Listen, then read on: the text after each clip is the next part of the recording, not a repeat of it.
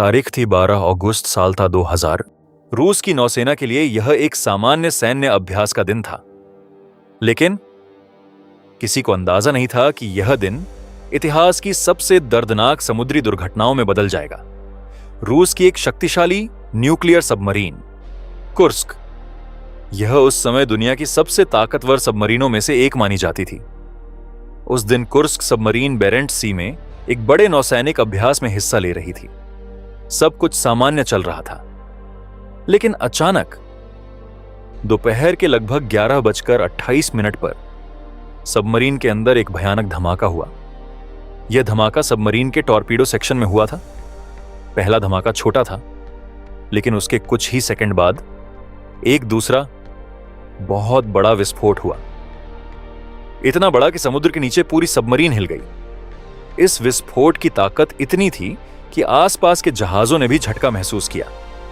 कुछ ही मिनटों में यह विशाल सबमरीन समुद्र की गहराई में लगभग 108 मीटर नीचे समुद्र के तल पर जा गिरी। उस समय सबमरीन के अंदर 118 नौसैनिक मौजूद थे। पहले धमाके में ही ज्यादातर लोग मारे गए, लेकिन कहानी यहीं खत्म नहीं हुई। कुछ नाविक अभी भी जिंदा थे। वे सबमरीन के पिछले हिस्से में एक छोटे से कंपार्टमेंट में इकट्ठा हो गए।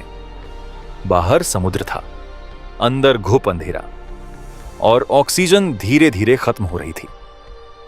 इसी दौरान एक नौसैनिक अधिकारी दिमित्री कोलेस्निकोव ने एक कागज पर आखिरी संदेश लिखा।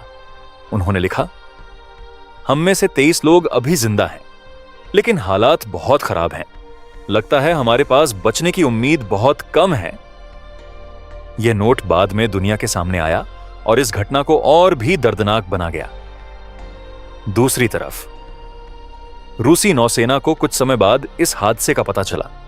रेस्क्यू ऑपरेशन शुरू किया गया, लेकिन समस्या बहुत बड़ी थी।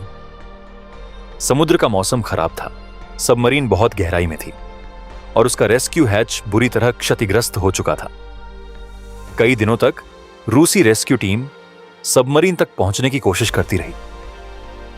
आखिरकार नॉर्वे और ब्रिटेन की मदद से सबमरीन तक पहुंचा गया, लेकिन तब तक बहुत देर हो चुकी थी। जब सबमरीन को खोला गया तो अंदर मौजूद 118 के 118 नौसैनिक अब इस दुनिया में नहीं थे। कुर्स्क सबमरीन दुर्घटना रूस के इतिहास की सबसे बड़ी नौसैनिक त्रासदियों में से एक बन गई, और आज भी कुर्स्क सबमरीन की कहानी समुद्र के नीचे खामोशी में दफन एक दर्दनाक इतिहास बन चुकी है।